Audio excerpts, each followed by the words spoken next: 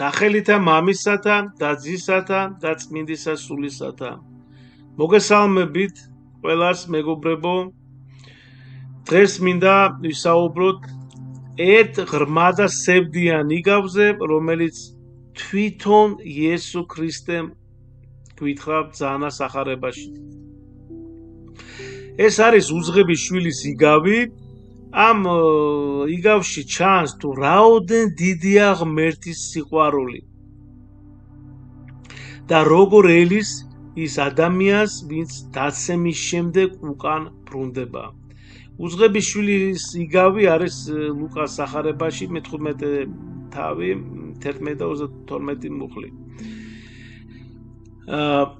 იგავის შინაარსი. ერთ კაცს ყავდა ორი შვილი. უმცროსმა უთხრა მამას: მამაო, მომეცი ჩემი წილი მემკვიდრეობიდან. მამამ გაუნაწილა ქონება. ცოტა ხანში უმცროსი შვილი წავიდა შორს სხვა ქვეყანაში და იქ ფული ფუჭად გაფლანდა.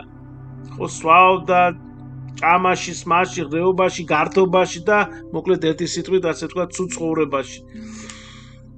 როცა ფული გამოელია და შიმშილიც დაიწყო, სამუშაო იშოვა. ღორებს უვლიდა. ეს იყო მისი სამსახური. იმდენად მშიერი იყო, რომ ღორების საჭმელიც კი ენატრებოდა, ღორების საჭმელიც კი სურდა. მაგრამ ბოლოს გონს მოეგო და უთხრა საკუთარ თავს: ავდგები, წავალ მამასთან და ვეტყვი. მამაო, შევწოდე, ზეცის წინაშე და ჩემს წინაშე აღარ ვარ ღირსი, შენ შვილად ვიწოდო.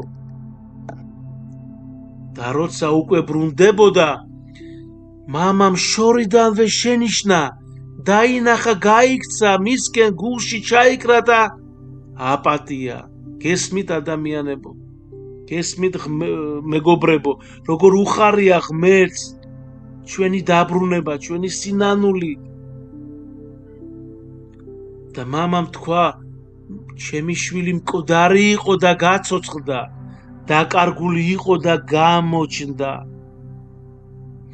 ნახეთ, მოდით მცირე ესე თქვა ანალიზი, მცირე გამარტება ჩვენი სიტყვებით რომ ვისაუბროთ და თქვენ რომ გაიგოთ კარგად მისაღები რომ იყოს თქვენთვის. თქვათ რომ ადამიანები ჩვენ რა თქმა უნდა სუსტები ვართ, ჩვენ ჩავდივართ ყოველდღიურ ესე თქვა ცოდვებს, ხო? მოდი დავარქვათ ასე პატარა ცოდვებს, მაგრამ არსებობს მომაკვდინებელი ცოდვები, რომელიც ძალიან აწუხებს ადამიანს და ის ვერ მიდის აღსარებაზე. იმიტომ რომ რცხვენია და ადამიანს არ უნდა რცხვენოდეს, რა თქმა უნდა, მისი ცოდვების აღიარება. აღსარებაში უნდა თქვას, რამე თვითონ ქრისტე არის უხილავად ესწრება, ხო? ესე თქვა, ღვთელი საშუალება არის, მოდით ასე თქვა, რომელიც კითხულობს, ოლარს გადააფარებს თავს და კითხულობს შენდობის ლოცვას. თვითონ უფალი ბრძანა მეგობრებო, რომ სახარებაში ვისაც შეკრავთო, შეკრული იქნება, ვისაც გაუხსნით, გახსნილი იქნება. ეს ცოდვაზე არის საუბარი. ანუ ვისაც აპატიებთ, იქნება ზეცაში, ესე იგი, ეპატიება. ვისაც არ აპატიებთ, მას ზეცაშიც არ ეპატიებაო და ასე უხარია ღმერთს თითოეული ადამიანი, როდესაც მოდის და მას აქვს სინანული. რა თქმა უნდა, ისე კი არა, რომ ეს ადამიანები ზოგჯერ ესე იგი მარტო ცხრემლი არა აქვს, ესე თქვა თავარი. იმიტომ რომ უფალი ჩვენ გულებს უყურებს. ჩვენ თუ ნანობთ, ჩვენ თუ გვაქვს სინანული, გვაქვს, რა თქმა უნდა, უფალი ნებისმიერ ცოდვას მიუტევებს ადამიანს. გახსოვთ თვით უფალი ჩვენი იესო ქრისტე ბრძანებს სახარებაში, რომ არ არსებობს ისეთი ცოდვა, რომ არ მიეტევოს ადამიანს. ყველა ცოდვა, ნებისმიერი ცოდვა მიეტევება ადამიანს, ხოლო სული წმინდის გმობა არ მიეტევება. და რას ნიშნავს სული წმინდის გმობა, მეგობრებო? ეს ნიშნავს იმას, წმინდა მამების ნაწილი ასე ამბობს, რომ სული წმინდის გმობა ნიშნავს რომ პირდაპირ ადამიანი პირდაპირ იცის რომ ეს მომაკვდინებელი ცოდვა და პირდაპირ შეგნებით მიდის ამ ცოდვაზე. აი შეგნებით როდესაც მიდის მომაკვდინებელი ცოდვაზე, სწორედ ეს არის სულიწმის გმობა, ნაწილიწმინდა მამების ასე მარტავენ.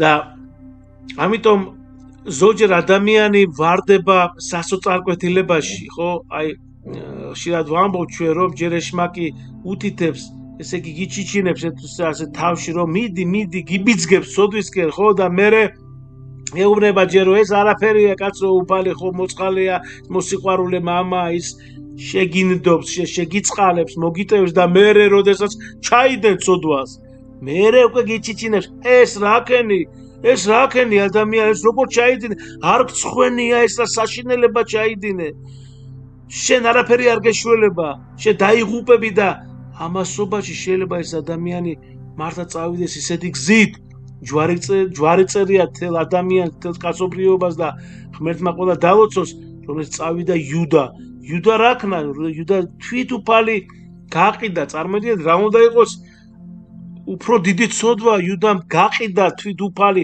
განკაცებული ღმერთი და ჩავარდა სასოწარკვეთილებაში წავიდა და მოინანია და როგორ მოინანია სინანული განიკითხა თავის სასოწარკვეთილებაში ჩავარდა და თავი მოიკლა ჯვარი წერია ყველას ღმერთმა ყველა დალოცოს და ყველა ღმერთმა ყველა დალოცოს და ღმერთმა ყველა დაიფაროს და ამიტომ კიდევ ერთხელ ვიმეორებ უფლის სიტყვებიდან გამომდინარე რომ რაც არ უნდა გქონდეს ჩადენილი შენ ადამიანო სოდვა არ აქვს მნიშვნელობა ნებისმიერი უფალი მოგვიტევებს ჩვენ თუ ჩვენ გვექნება რა თქმა უნდა სინანული და იმ ცოდვას აღარ გავიმეორებთ და გვექნება სწრაფვა ღვთისკენ ამ შემთხვევაში უფალი აუცილებლად მოგვიტევებს ჩვენ კიდევ ერთი ფაქტორი არის რომ ადამიანი შეიძლება წავიდეს მოინანიოს ხო მაგრამ ეს აწუხებდეს ხო ეს როგორ არის იცით აი თქვა ჭრილობას გავს ჩვენ ადამიანი რაღაც რო გავიჭრით ხო დანი თქვა თიცან და ის ჭრილობა უნდა რომ ერთი რამოდენიმე დღე რო შეხორცდეს ძალიან დიდი ბოდიში უკაცრავად რო შეხორცდეს და აი ესე არის ის ცოდვაც ხო ჩვენ კი მოვინანიებთ სინანული გვექნება მაგრამ ის მაინც კვალს დატოვებს მაგრამ მეცნეთ უფლის იმედით სასოებით და რწმენით რომ უფალი მოგვიტევებს და ჩვენ აღარ ვიმეორებთ ცოდვას მეცნეთ რომ ეს ცოდვა აღარ გაგახსენდება თქვენ და უკან არ უნდა მივიხედოთ როგორც მიიხედა ძველახთმისეულმა ლოტის ცოლმა სოდომის და გომორის დროს და გაშეშდა გახდა სვეტი გაქვავდა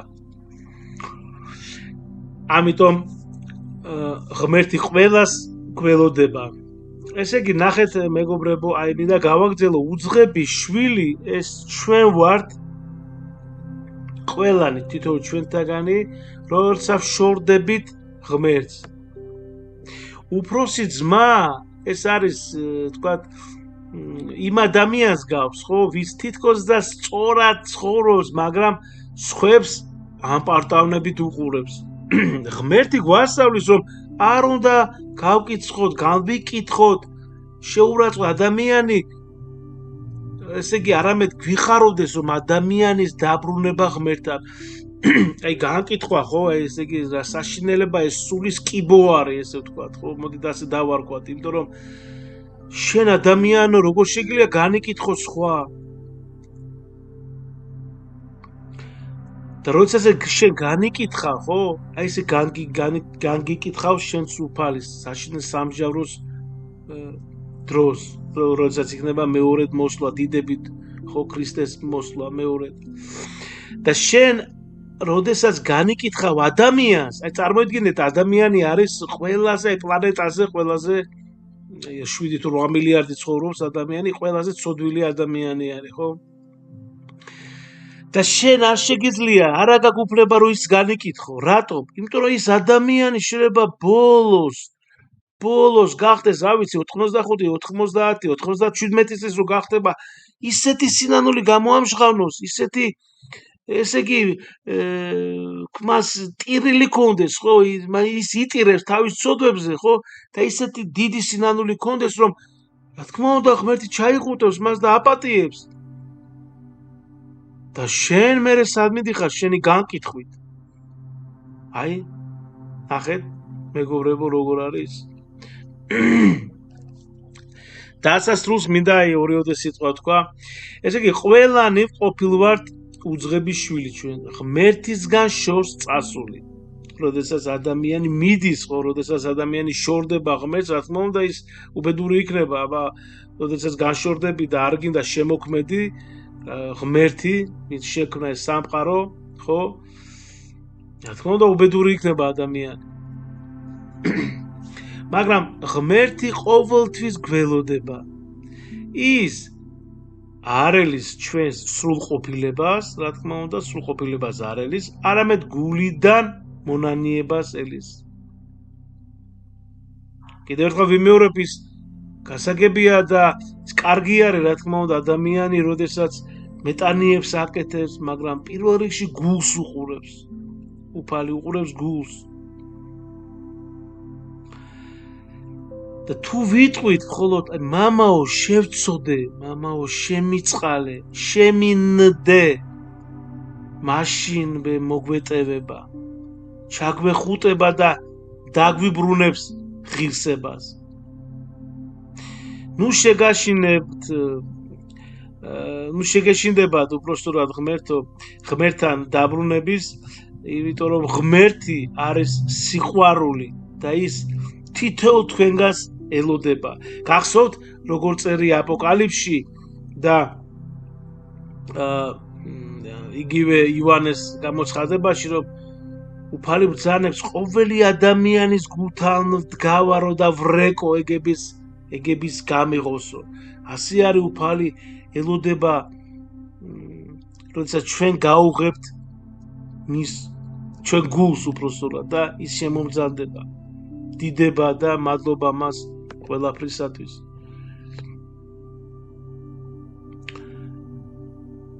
მინდა გითხრათ, რომ ასევე და ბოლოს, რომ არსებობს ძალიან ფასი არ აქვს ნამდვილად ამ ლოცვას. ჩვენ დავდივართ, ვზივართ, დაწოლიარევართ, თქვათ, საქმეს ვაკეთებთ, მივირთმევთ საკვებს, ხო? ეს მოდის მოციქულების დროინდელიდან მოდის ეს ლოცვა მოკლე.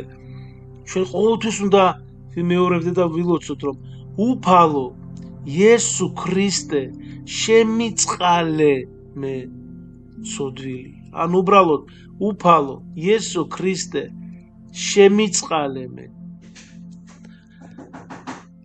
კიდევ ერთხელ დიდი მადლობა ყველას. მადლი უფლისა ჩვენისა იესო ქრისტესი და სიყვარული ღვთისა და მამისა და ზიარება სული საწმინდისა იყოს თქვენ ყოველთა თანა. ამინ.